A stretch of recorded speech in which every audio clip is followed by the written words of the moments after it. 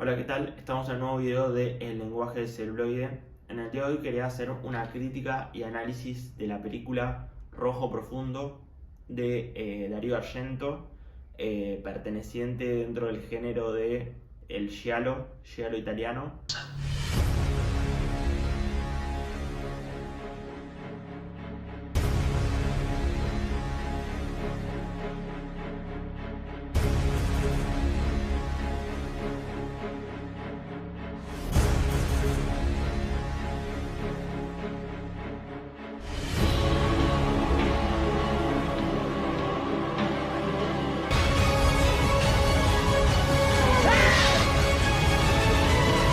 Era soltanto uno specchio.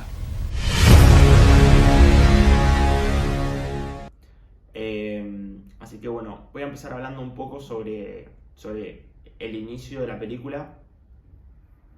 La película arranca viendo a un grupo a una banda, ¿no? De jazz. Y el protagonista de la película, que puntualmente es el director de la banda, le pide a los cantantes que sean más sucios. Y es muy interesante ese concepto inicial para arrancar la película, que es que nosotros nos vamos a encontrar con una película del 75, de 1975, que es sucia. ¿En qué sentido? Nosotros tal vez venimos de una época del cine policial, tal vez, en donde nuestros personajes son buenos, ¿no? Entonces, ¿qué pasa acá? Acá no es ni siquiera como el cine negro, el cine noir, que teníamos personajes que eran oscuros, o sea, tenían defectos o tenían lados malos y tenían lados buenos, ¿no? Teníamos un personaje con sus pros y sus contras. Sino que acá lo que vamos a hacer cuando el mismo director de la orquesta, y también podríamos decir el director de la película, Darío Argento, acá no solo vamos a estar del lado del protagonista, sino que vamos a tener momentos en donde vamos a estar del lado del asesino. O sea, acá no es solo estar del lado de una persona que es buena pero tiene lados malos, sino que estamos del lado del malo a veces. ¿Y eso por qué es? Porque en ciertos momentos va a haber subjetivas que van a ser del asesino, de la asesina en este caso. Y esas subjetivas de alguna manera lo que van a hacer es que la película de alguna manera lo que va a buscar es que nosotros sintamos esa sensación de placer que siente el personaje por asesinar, por ver la sangre, por todas las cosas que van a ser identificatorias dentro de la película. Entonces es muy interesante eso, ver cómo ya desde el inicio de la película el director de la orquesta nos dice, che, más sucio, toquen más sucio, que suenen más reales. Y ese ser reales implica que sea una película más conectada con la realidad. Obviamente que las realidades son múltiples y no es necesario que esto sea la realidad de alguien, pero puntualmente me pareció interesante ese concepto de pedirle que sean más sucios, que toquen más sucios. Obviamente la orquesta podría ser una metáfora de un equipo de producción, ¿no? Un equipo de dirección. Otra cosa que me sorprendió mucho es el manejo de los planos secuencias.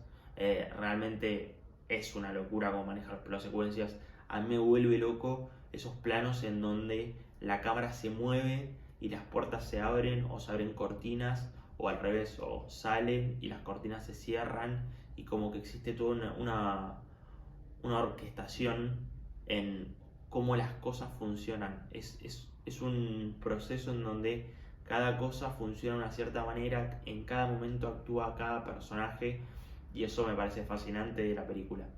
Me refiero puntualmente a la escena inicial cuando van entrando al lugar donde está la mujer que hace psicoquinesis, no sé cómo se llama, donde está en esta sala donde el asesino termina haciendo lo que hace con la mujer esta que tiene poderes. También es muy interesante ver cómo en ese ataque, en el primer ataque, hay movimientos de cámara muy similares a Psycho, a Psicosis de Alfred Hitchcock, con la escena del cuchillo en el baño, en donde hay planos que básicamente los planos cortan como si fuese cortar como con un cuchillo. Los planos son duros y golpean de esta manera, y eso me parece muy interesante. También otra cosa a mencionar, que estos planos subjetivos que mencionábamos, que van a ser del asesino, 3 años después se van a utilizar en Halloween de John Carpenter de 1978, y va a ser una de las escenas de terror más importantes posiblemente de la historia del cine, o una de las más importantes, que es la subjetiva de Michael Myers cuando es chiquito, la primera escena de la película. Casualmente es una subjetiva también. También me parece muy interesante mencionar cómo se crea una marca estética dentro de la película. O sea, obviamente el film se llama Rojo Profundo, y eso va a ser alusión obviamente a la sangre, aunque también ese rojo está presente en el labial de las mujeres, por ejemplo, y va a estar bastante asociado a las mujeres. También otra cosa que va a estar muy presente dentro de los planos son los ojos pintados de las mujeres, y existe una cierta conexión entre la sensualidad, la sangre y el asesino, la asesina en este caso. Algo que me pareció muy rescatable es que la escena del piano, en donde está nuestro protagonista en el piano y el asesino entra en su casa, creo que maneja el suspense de una manera increíble, y me parece muy interesante que esta idea de que él sea un director de una banda y además sea el director de la película, siendo que en esa escena él toca el piano y está marcando el ritmo del film, me parece algo increíble porque él cumple varios roles. Él está básicamente marcando el ritmo de la película porque él es el que está tocando la canción, y eso me parece muy interesante en cuanto a cómo es utilizado, ¿no?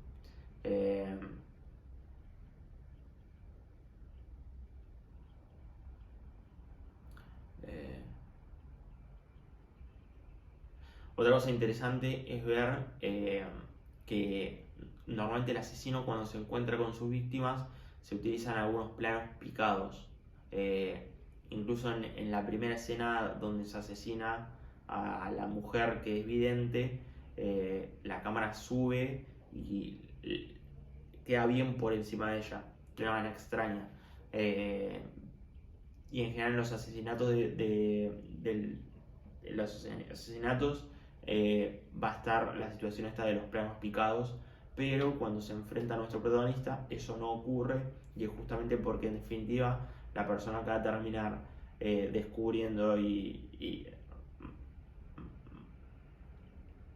acabando con la vida de la asesina es nuestro protagonista, ¿no?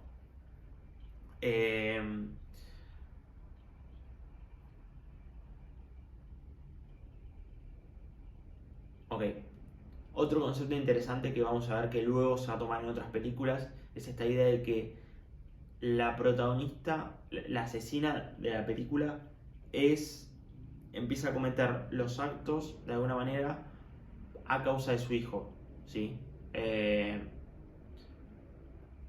Básicamente es una madre loca que asesina a su padre, al padre de su... Otra cosa que me parece muy interesante que se van a utilizar en otras películas es esta idea de que la asesina de la película mató a su marido frente a su hijo y su hijo la protege. Esta idea va a ser utilizada de alguna manera luego en Martes 13 y de alguna manera da origen al slasher. Es interesante también ver cómo luego de esta época se da origen al slasher. Slasher obviamente de Estados Unidos, con Halloween, La Masacre de Texas, y muchas películas más, ¿no? Pero Martes 13 de alguna manera va a estar referenciada por esta película. Incluso que el asesino / asesina termine siendo una mujer, siendo que uno normalmente espera que sea un hombre, es algo que se va a tomar en Martes 13 porque, si recuerdan la primera película, la asesina no es Jason, sino que es la madre de Jason. Otra cosa interesante que es muy interesante con respecto a que es tomada del policial es que el final se encuentra encerrado en el principio. Nosotros en el principio vemos que nuestro protagonista ve que falta un espejo, que falta un cuadro, y al final de la película nos damos cuenta que no había visto un espejo, que no había visto un cuadro, había visto un espejo, y que el cuadro nadie se lo había llevado, sino que simplemente había visto un espejo y había visto la cara de la asesina. Entonces, esa idea del policial me parece que está muy bien tomado y es muy bueno como el giallo de alguna manera se mezcla con el policial, toma elementos del policial, elementos de luego el slasher creado, ¿no? O sea, no toma elementos de slasher, sino que genera el slasher. Pero bueno, tiene elementos muy detectivescos. Bueno, ahora vamos a ver con las cosas negativas de la película. Principalmente hay diálogos que son horribles. Eso es algo que me disgustó bastante, que es que, por ejemplo, cuando nuestro protagonista está tocando el piano y el asesino entra en su casa, él llama por teléfono a Gianna, y Gianna le dice, o sea, nuestro protagonista le dice, che, está el asesino acá en mi casa, tipo, está el asesino en mi casa. Y Gianna le dice, ¿qué quieres que haga? ¿Llamo a la policía? Y es como, y sí, flaca, llámala, hace algo, no sé, hace algo, pero ¿cómo me preguntas? ¿Llamo a la policía?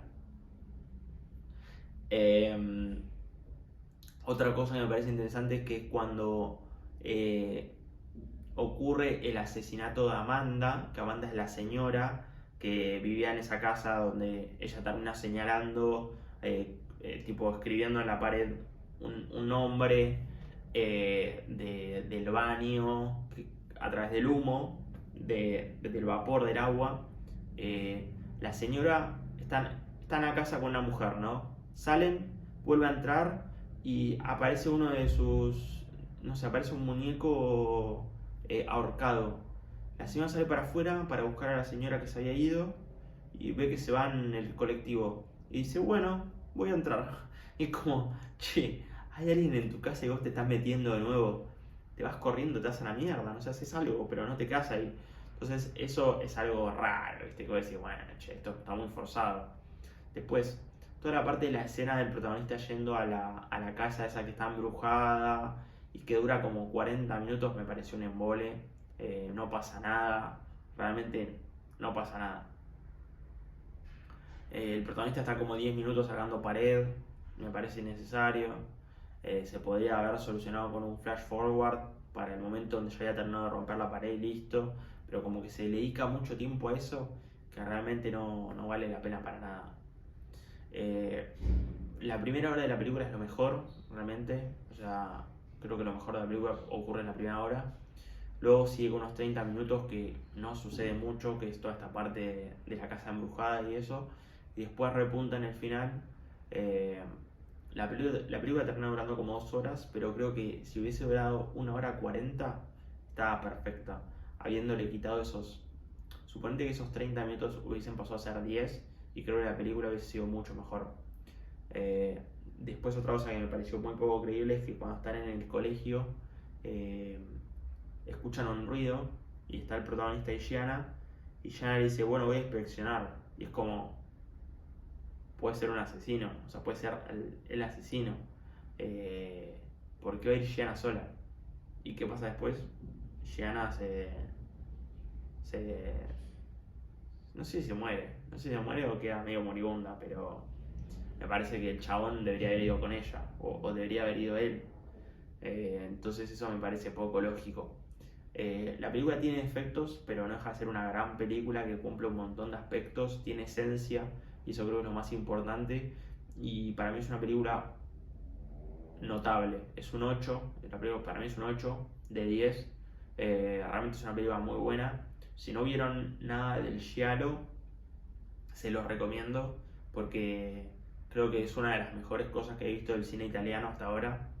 Todavía no me metí mucho en el surrealismo, que es un poco antes, pero esto me pareció muy interesante y se los recomiendo totalmente. Y como les digo, si les gusta el terror y les gusta el slasher, esto es un proto slasher, así que les va a gustar.